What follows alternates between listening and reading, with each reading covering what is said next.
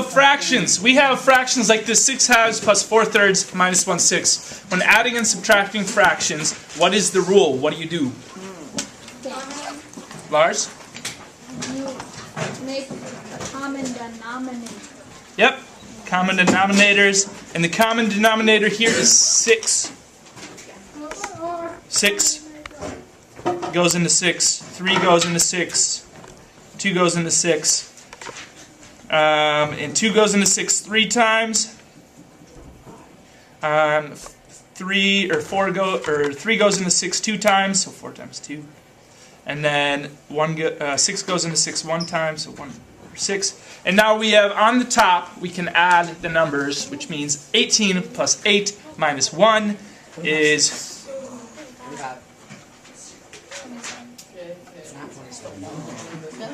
20 to 8, 16, 26, 25. Yep. All right, so we know that from our experience in arithmetic that you can add, and you can write add or subtract fractions with same denominators. You may just write add there because subtraction is just adding with negatives. Oh, wonderful. And so you can do so with variables too. For example, up here, if we have similar denominators, we can just add through the tops. And so all these have y at the bottom, which means, like up here, 6 stays at the bottom. We don't add the 6's in the denominator for the numbers, so we don't add these y's in the denominator down here. They're all a common denominator, so you can write y as the overall denominator. And then at the top, 2x plus 4 plus x squared. Could you, like, literally flat out add them together, and then you would get 6x and Well, then when you look at the top, because it's addition, and addition means you have to look for similar terms when you add variables. This is an x, this has no variable, this is an x squared. None of those terms on the top are similar, so you can't add anything at the top. And then this next part, you can also separate a fraction with multiple terms on top. Wouldn't that be putting it together, not separating it? What we just did? In this example down here, we're going to separate. And so they all have a common denominator, or this is a common denominator for all the terms up top, so we can write them separately with this denominator. X squared over z plus 3 over z minus 4y over z.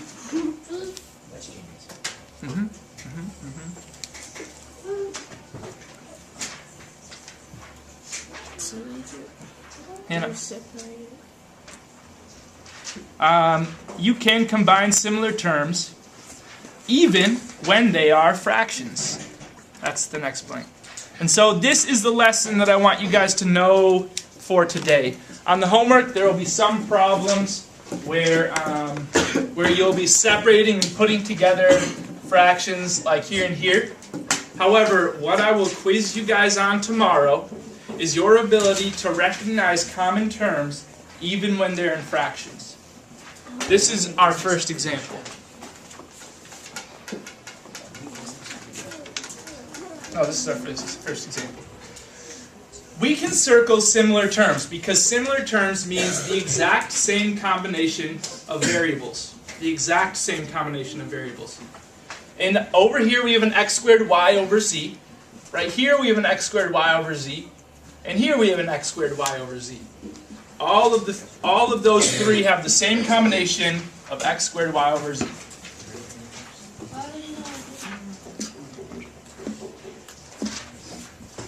And what we're left with for each of them are numbers. We have a 2 plus a 3 halves plus 1 over 4.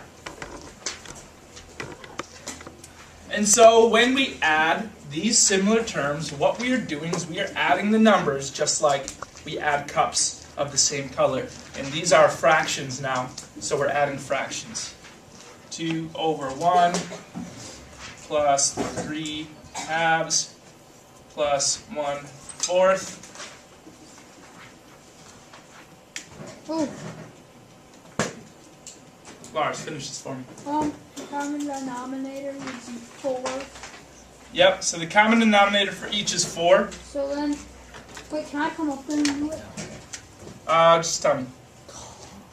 So that'd be 4, So the first one is 8/4. and then the second one is 4/4. 3 over half is 6/4.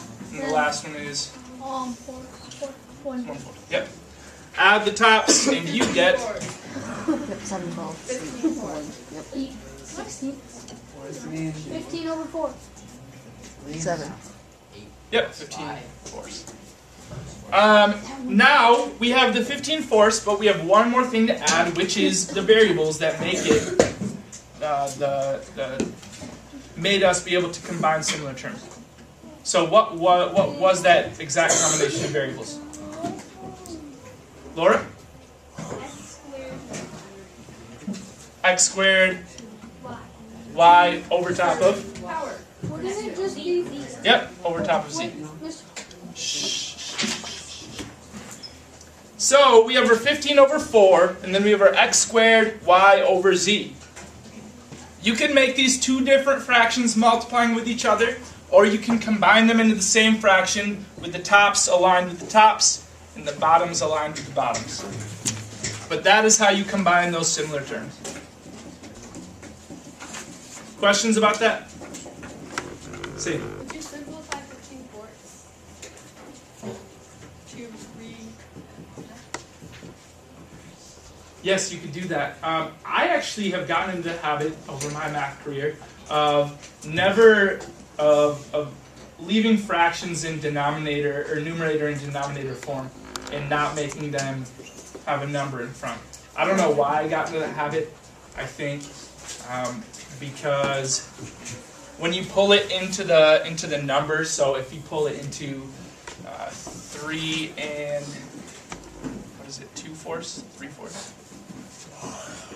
If you make 15 over 4 3 and 3/4, oftentimes you bring it back from this form into this form if you have to continue working with that fraction. And so if you guys leave it this way and you don't bring it down and give it a whole number in front, I'm actually fine with that. All right.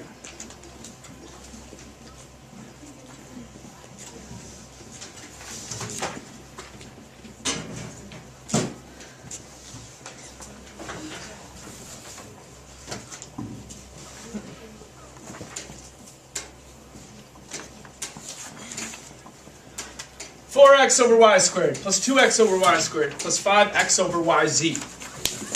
What are our common terms?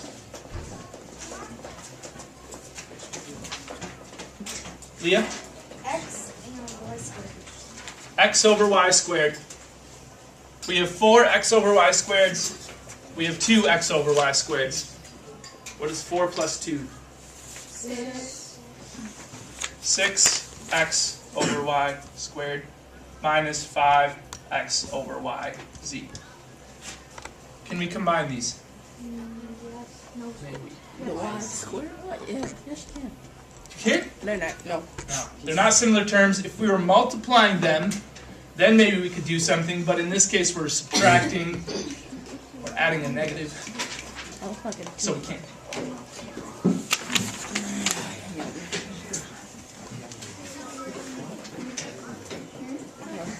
What are our common terms here?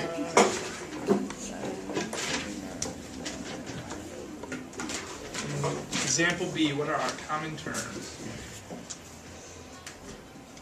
Phoebe. X squared over z. Find the x squareds over z. There's multiple x squareds over z. Negative 3 plus 6 gives us... There's more?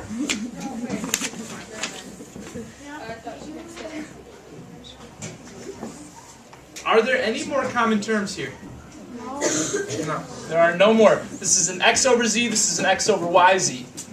The only duplicates we have is an x squared over z. And so negative 3 plus 6 gives us positive 3x squared over z. And then you can just list the other terms because we can't combine them.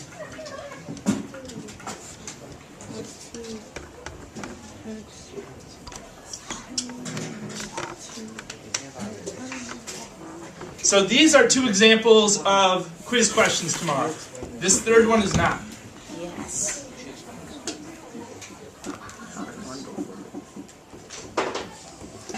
In this third one, my goal was to have you guys separate this first part and then combine similar terms. So to separate this, we give each term in the numerator the same denominator. Maddie? For example B, couldn't students, why would you list the 3 and not combine the 2? Not combine this one. So for these to combine, they would have to... that one, with the 6. So it's a positive 6 and a negative 3. And when we combine similar terms, we add the numbers. So negative 3 plus 6.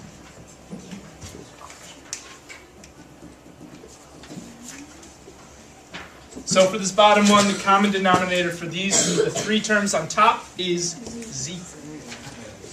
X squared over z plus 3y squared over z minus 4y over z. And then this last term you tag on to the end, 2y squared. All right, what are our common terms, similar terms? Laura?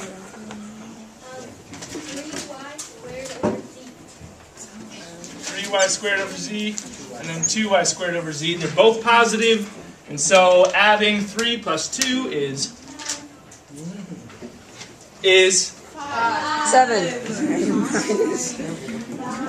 All right, so the answer to this one is x squared over z plus 7y squared over z. Z. Or sorry, you said 5. Someone else said 7. And That was me. threw me off.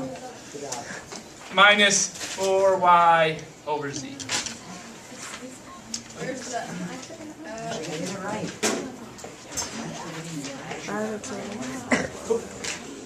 Now, try out the problems in the back. Let's see.